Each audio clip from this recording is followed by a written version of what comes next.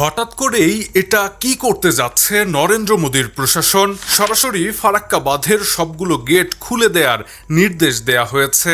যদি সত্যি ফারাক্কা বাঁধের সবগুলো গেট খুলে দেয়া হয় তাহলে ভয়াবহ বন্যায় ভেসে যাবে বাংলাদেশ। নিজেদের রাজ্যকে বাঁচাতে এবার বাংলাদেশের দিকে বিশাল বিপদ ঠেলে দেওয়ার চূড়ান্ত প্রস্তুতি নিচ্ছে ভারত। গত রোববার বিহারের মুখ্যমন্ত্রী সম্রাট চৌধুরী সরাসরি পশ্চিমবঙ্গের মুখ্যমন্ত্রী শুভেন্দু অধিকারীকে ফোন করে এক চাঞ্চল্যকর অনুরোধ জানিয়েছেন।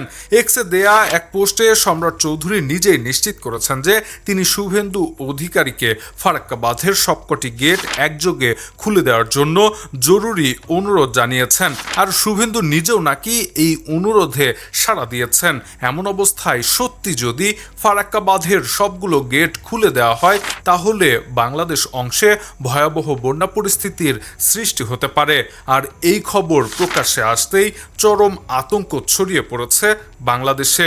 কিন্তু প্রশ্ন হলো, হঠাৎ করে কেন ফারাক্কা বাঁধের সবগুলো গেট খুলে দেওয়ার নির্দেশ দেওয়া হলো? এই প্রশ্নের উত্তরে জানা গেছে বর্তমানে ভারতের বিহার ও উত্তরপ্রদেশে ভারী বৃষ্টির কারণে গঙ্গা নদীর পানি বিপদসীমা অতিক্রম করে এক ভয়ঙ্কর বন্যা পরিস্থিতির সৃষ্টি করেছে। নিজেদের রাজ্যকে এই বন্যার হাত থেকে বাঁচাতে এবং নদীর স্বাভাবিক প্রবাহ ঠিক রাখতেই ফারাক্কার সব গেট খুলে দেওয়ার এই সিদ্ধান্ত নেওয়া হয়েছে। তবে সবচেয়ে উদ্বেগের বিষয় হলো পশ্চিমবঙ্গের মুখ্যমন্ত্রী শুভেন্দু অধিকারীও এই বিষয়ে দ্রুত ব্যবস্থা নেওয়ার চূড়ান্ত আশ্বাস দিয়েছেন, যা বাংলাদেশের জন্য এক বিশাল বিপদের সংকেত। কিন্তু এখন প্রশ্ন হলো, যদি সত্যি ফারাক্কার সবকটি গেট একযোগে খুলে দেওয়া হয় তাহলে বাংলাদেশে ঠিক কী ধরনের ভয়ঙ্কর প্রভাব পড়বে? বিশেষজ্ঞরা বলছেন, উজানে আটকে থাকা এই বিশাল পানি গঙ্গা হয়ে সরাসরি বাংলাদেশের পদ্মায় প্রবেশ করবে।